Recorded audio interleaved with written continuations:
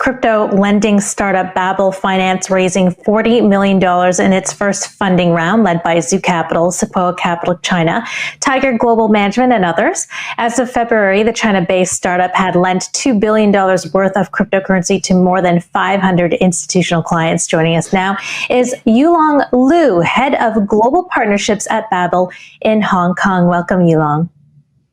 Hi, everyone. It's a great honor to be here. Thank you for inviting us.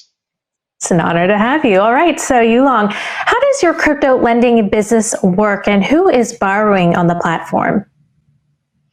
So to start with, we are Asian-based crypto finance firm. We are one of the largest in the region.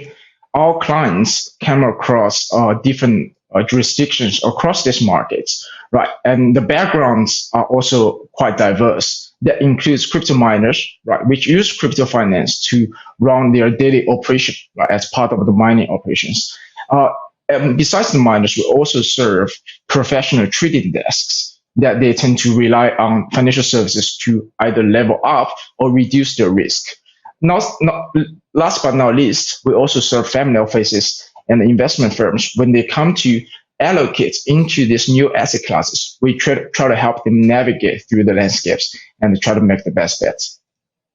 Mm-hmm. And you've raised $40 million. What do you plan to do with this funding? Right. This is our first strategic funding. Right. We are honored to have some of the best investors globally to support us. With their blessing, I think the goal here are threefold. Number one, we are continuing to build a robust infrastructure to serve the traditional financial institutions, which a lot of their demands have been growing recently. Right. Secondly, we are looking at a talent acquisition. Right. Financial services is all about people. Right. We want to make sure we stay ahead of the curve. Right. In terms of financial innovation and the robustness of technology. So talent acquisition is the second.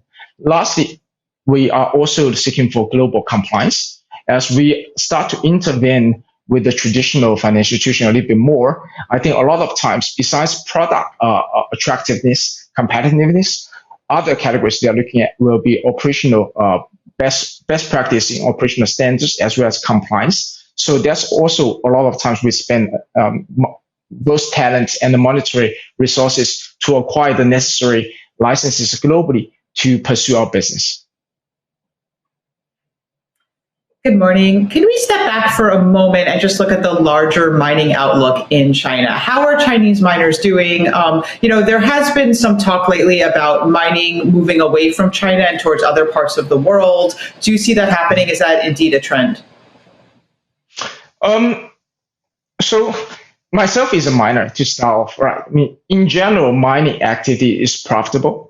Right, given the recent surge of the prices, it has been a little bit more profitable, right? But overall, if you look at the distribution of hash powers, right, China is still the dominant player globally, right? And then personally, that's my personal view, it doesn't represent Babel, right? I think the trend will continue in the short term for a number of reasons. Number one, the entire value chain of mining, not necessarily the investor itself, but also the manufacturer, the service provider who manage those machines, as well as repairs, right? The warrants. So those things also matter a lot, right? Other than buying machine itself. So I think because the value chain stays within here in Asia, so I think the dominance of Asian being a dominant player in mining will continue for a while. But with that said, we have witnessed a strong buying power from the Western institutions, right? You can see they are piling up hash powers.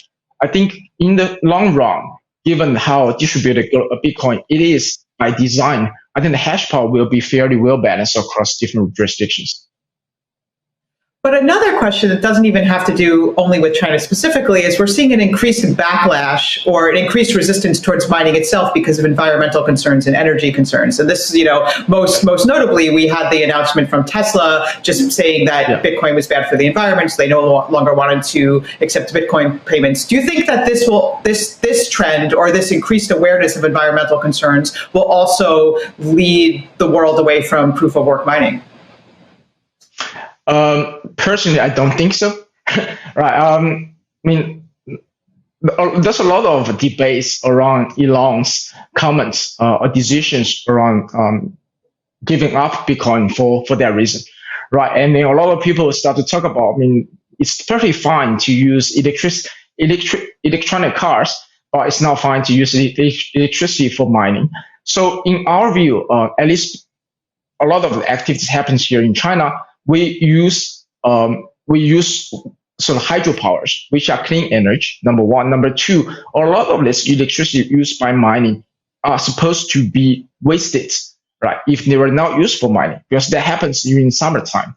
So, I mean, there's a lot of research on this, but my conclusion is it's not that environment unfriendly to use electricity for mining. On a lot of cases, on the contrary, Bitcoin could be considered as one of the reserves to store this electricity, right?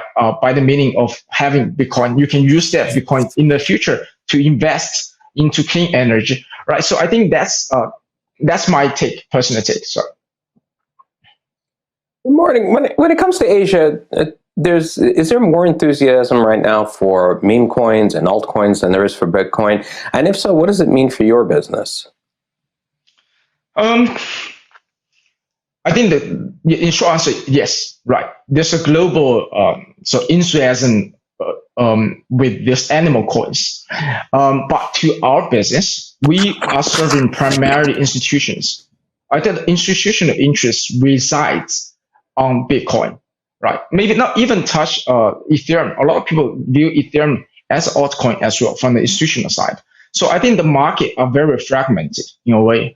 But the way business, the markets that Babel Finance has been targeting at is always institutions, and that hasn't changed. So people have joke around about this animal coins, but nobody take it seriously for now, at least from the institutional side.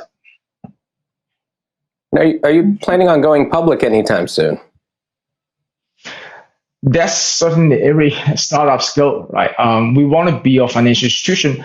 Being public will give us some credibilities, right, to enable us to grow further.